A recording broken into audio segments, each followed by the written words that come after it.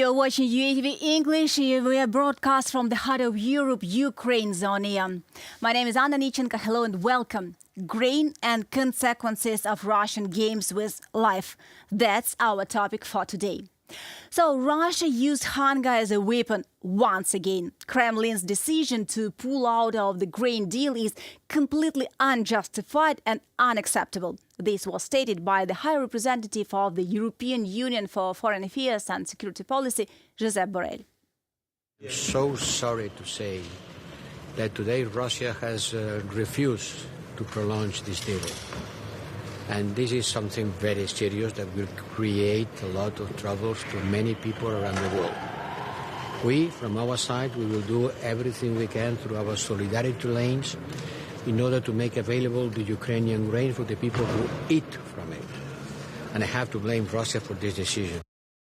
On the eve of the announcement of Russia's decision not to renew the grain deal, the US was already considering this scenario.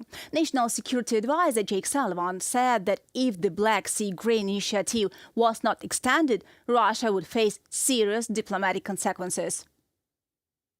If they do withdraw from that agreement, the rest of the world will look at that and say, Russia has turned its back on providing food at affordable prices to countries in the global south, Africa, South America. And I think that will then lead to huge diplomatic costs for Russia. Jake Sullivan, United States National Security Advisor to President. Voice of America reports. The grain deal expires on July 18th, the day before the extension. A spokesperson for the Ministry of Foreign Affairs of the Russian Federation said that Russia had officially informed Turkey, Ukraine and United Nations of its objections to the extension of the grain agreement. The head of the European Council, Charles Michel, said that Russia's decision would jeopardize food security and the world's access to grain.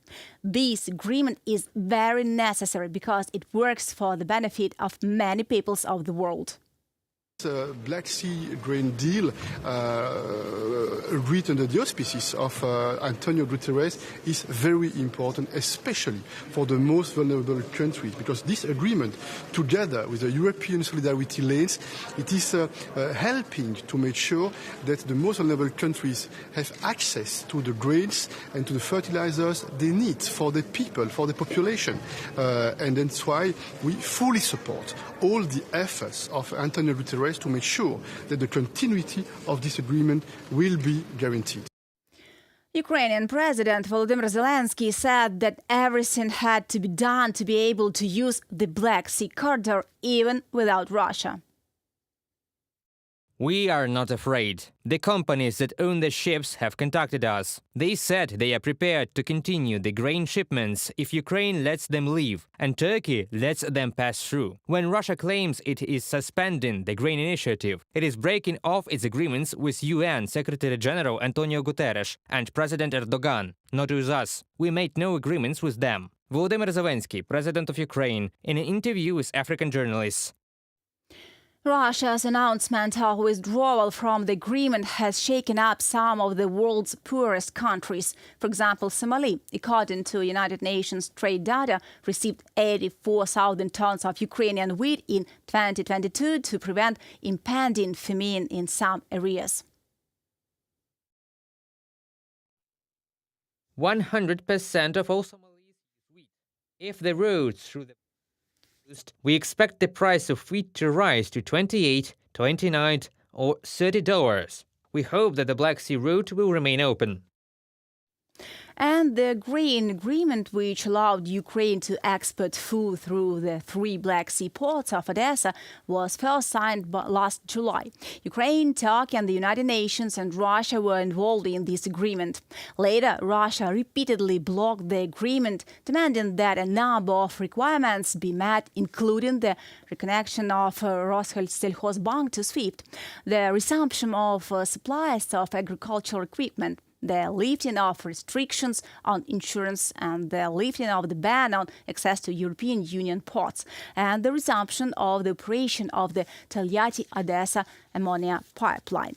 So, more explanations, more details from our guest, Pavlo Martyshev, researcher at the Center for Food and Land Use Research at Kyiv School of Economics.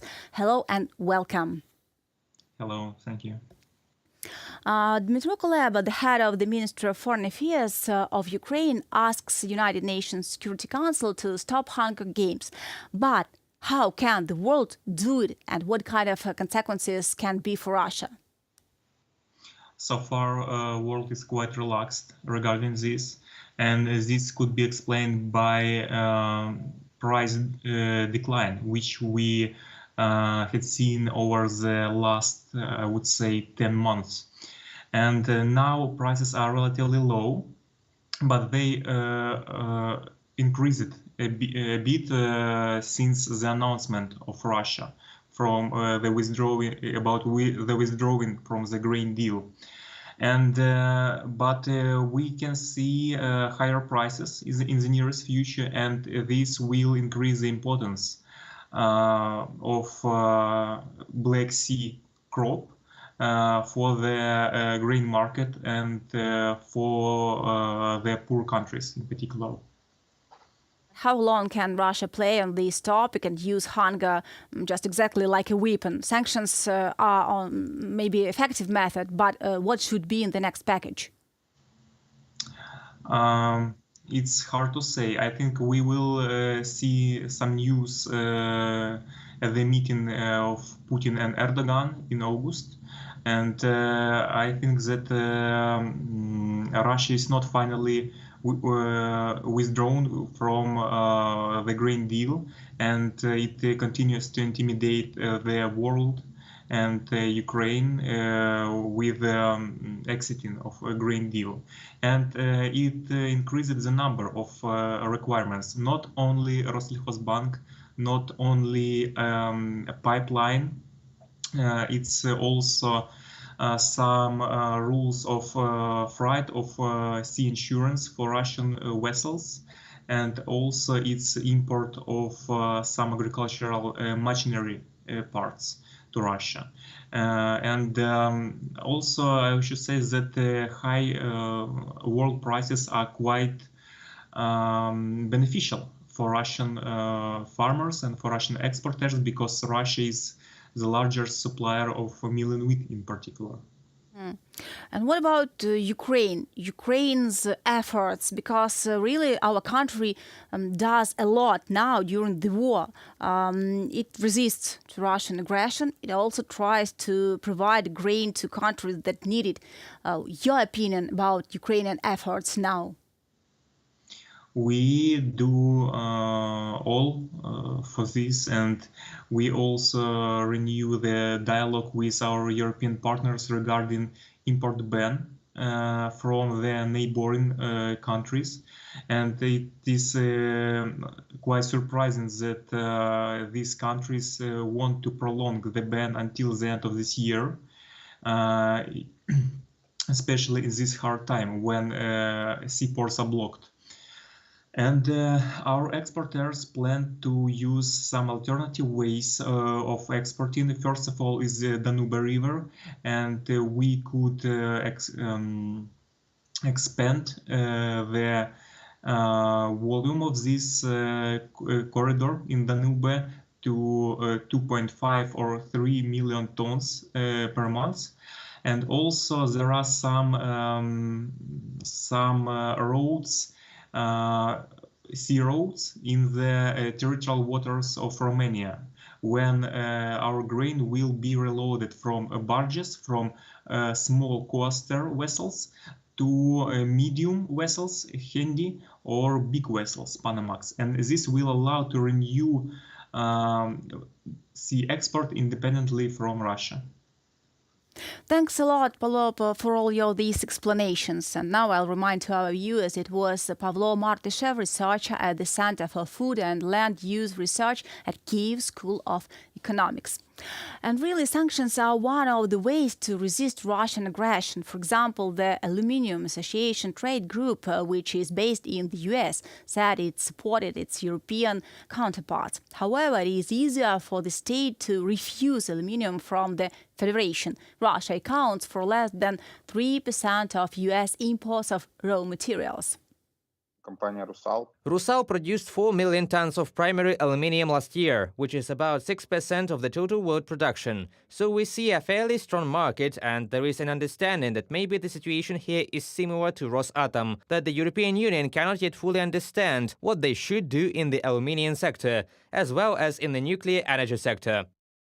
The European Commission is also continuing to work on a new sanctions package. Ursula von der Leyen wrote about this on her Twitter page. In coordination with Ukrainian and foreign experts, the European Union is focused on preventing the aggressor from circumventing their restrictions. Domestic factors are also undermining the Russian economy. Experts attribute the failure of Yevgeny Prigozhin's rebellion to the fall of the ruble in relation to the dollar and euro. Businessmen from the Federation are afraid of instability and are gradually withdrawing money from Russian banks. The world should understand one thing. Josep Borrell, High Representative of the European Union for Foreign Affairs and Security Policy, explains Russia is the biggest threat to the world security now.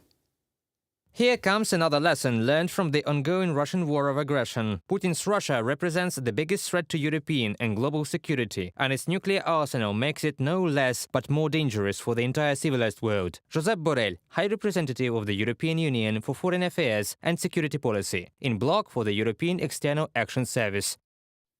And Russia would be more dangerous if the world don't stop it. Thank you for understanding this, and thank you for watching us. We broadcast from the heart of Europe. It's Ukraine. See you.